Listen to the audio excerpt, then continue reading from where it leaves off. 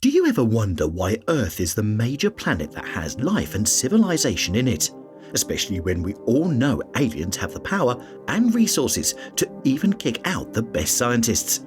So, if Earth is so ordinary in the broad scheme of things, where have all the aliens gone? To answer this question, a group of experts from NASA's Jet Propulsion Laboratory examined the Great Filter idea, humanity's role within it, and our species' fate. But the answer they have is something they are not happy about. Several years ago, physicist Enrico Fermi asked a colleague why aliens from outer space have not visited Earth. The two observed that it appeared improbable that Earth alone would support intelligent life, given the vastness of the cosmos. Fermi thus famously inquired, "Where are they?" This question has birthed much research today. The universe is 13.8 billion years. With a history spanning 13.8 billion years, the universe is way older than humanity's 200,000-year existence. Only a small portion of the Milky Way stars are visible to humans from a distance of about 1,000 light-years, which makes it difficult to conduct extensive stargazing missions in search of extraterrestrial life. Furthermore, the great distances between stars make interstellar travel extremely difficult and restrict the possibilities for civilizations to connect. Moreover, the primary method of searching for extraterrestrial intelligence is the detection of electromagnetic signals, which might not coincide with the communication methods of all societies. On the other hand, highly developed societies could be immune to standard communication or exploration techniques, making detection more difficult. Even with the most conservative predictions, there are still a startling 500 billion Sun-like stars, posing the question of how many may contain Earth-like planets capable of supporting life. Research on this subject is currently ongoing, and attempts to find habitable exoplanets are constantly being made. Currently, research indicates that the cosmos may contain up to 100 billion planets like Earth. There are an incredible 100 planets for each grain of sand on Earth's beaches, according to this figure. Even if 1% of these worlds can support life, the likelihood of habitable planets grows significantly. The number of sophisticated civilizations in the observable universe could reach an astounding 10 million billion, when one further considers the possibility that 1% of these Earth-like planets may evolve sentient life over billions of years. Given the possibility that 1% of these Earth-like planets will produce sentient life over billions of years, the number of intelligent civilizations in the observable universe could reach a startling 10 million billion.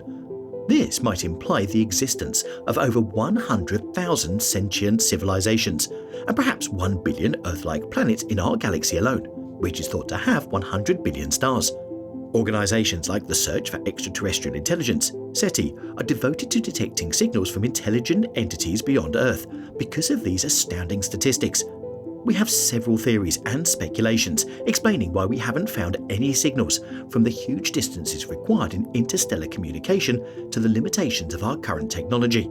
Furthermore, sentient civilizations might employ communication techniques that we haven't yet thought of or can identify. Given the great chance that alien life exists in the universe, because Earth is not unique, why hasn't anyone contacted them? Why aren't they doing what we are, sending out probes and frantically looking for other signs of life? If there are so many other civilizations out there, possibly at far more advanced stages than we are because of how long the universe has dragged on for. Great Filter Hypotheses. The Great Filter Hypothesis, which Robin Hanson popularized in the 1990s, provides insight into why we seem to be alone in the universe. The theory states that something must occur to stop alien civilizations from leaving their star system and starting to colonize their galaxy, or maybe the entire universe, or else we would see evidence of this in the Milky Way. We simply do not know if this is the transition from multicellular life to tool-using animals, or from our current state to galactic exploration. The intriguing thing about this is that we have no way of knowing if we have passed the Great Filter, or if it will occur in the future. Could it be that the majority do not survive beyond single-cell life, and we have already passed this filter? Perhaps we are going to destroy ourselves before we can leave Earth. Perhaps through a conflict or depleting our resources before we can escape, like other extraterrestrial civilizations out there. Hansen put forth several important benchmarks concerning this. First, a planet that can support life has to originate in the habitable zone of a star. Then, using necessary components like DNA and RNA, life itself must originate on that planet. From there, Multicellular organisms must arise through the evolution of basic cells into more complex ones. Most significantly, because sexual reproduction significantly increases genetic variability, it becomes necessary. There must also emerge intelligent creatures that can use tools, which will lead to the creation of the advanced technology needed for space colonization, a level that is comparable to where humankind is today. However, the adventure does not end there. A real spacefaring race would have to leave its home planet to explore other worlds and star systems, all while striking a delicate balance between advancement and self-destruction. Despite our technological dominance, humanity has yet to achieve meaningful interstellar travel, which is a frightening truth when we contemplate the potential consequences of the Great Filter hypothesis. Although there have been robotics that have been sent to space, there is still little proof of our existence beyond Earth. This begs the question of where interplanetary civilizations are located and how long the universe has existed. You see, we have about 500 billion Sun-like stars in the universe, and there may be 100 billion Earth-like planets. Having this reality alone just shows the immense work scientists would have to put in to finally conclude the truth.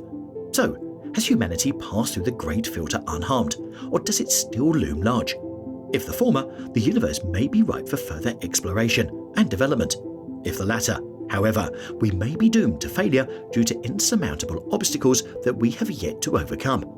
Despite our solitude in space, some find solace in the belief that humans are the first successful species to have passed through the Great Filter. However, if highly developed extraterrestrial signals are discovered, suggesting that the filter is still to come, then this premise may be put into doubt. A theoretical but convincing explanation of the Fermi paradox, the Great Filter theory poses serious concerns about our place in the universe. Superlinear scaling leading to a singularity. Researchers from the Carnegie Institution for Science and the California Institute of Technology have developed a potential solution to the Fermi paradox. In the Journal of the Royal Society Interface, Michael Wong and Stuart Bartlett report that the lack of extraterrestrial visitation to Earth is due to superlinear scaling, which causes a singularity. Two potential effects from such ups and downs by extraterrestrial civilizations were suggested by their theory. After deciding that other worlds had become too huge, the civilization in the first one would cease traveling to or conquering them. They wouldn't understand how foolish they were, and in a second, they would crumble. In our opinion, the outcome of both scenarios would be the same. The aliens would not visit Earth or even make any kind of advance indication that they were here. For them to come to us would be too distant. There is also the zoo hypothesis. This theory explores the reasons for alien silence, which puts forth the theory that highly developed planets intentionally chose not to communicate with Earth to facilitate natural evolution and the formation of our societal structures. It implies that mysterious alien creatures might use Earth as a massive laboratory for observation and testing. Whoa, could it then be that we are all not real? It implies that sentient life aims to optimize the variety of possible outcomes in the cosmos. If there is a global cultural or legal norm that requires separation from civilizations at similar development stages to Earth, then this theory becomes plausible. But when the probability of deviating from the norm rises, its validity decreases as alien civilizations become more diverse. Nevertheless, if civilizations tend to adopt comparable cultural standards or take inspiration from a notable civilization, then a modified version of the zoo hypothesis becomes more likely. This idea is similar to the social structures we encounter on Earth, where people are born into pre-existing, uncontrollable institutions. The search for intelligent life goes beyond simple academic curiosity as we continue to explore space with an insatiable curiosity. It is a deep desire to establish a connection with entities who have information and viewpoints that differ from our own. This endeavor offers optimism by implying that we are a piece of a larger cosmic picture that is just waiting to be revealed. Do you think we might be close to the truth? Could we be pawns in the chessboard of these terrestrial beings? What are your thoughts? Let us know what you think below in the comments section. And also, click on that subscribe button now and do not hesitate to hit the notification bell.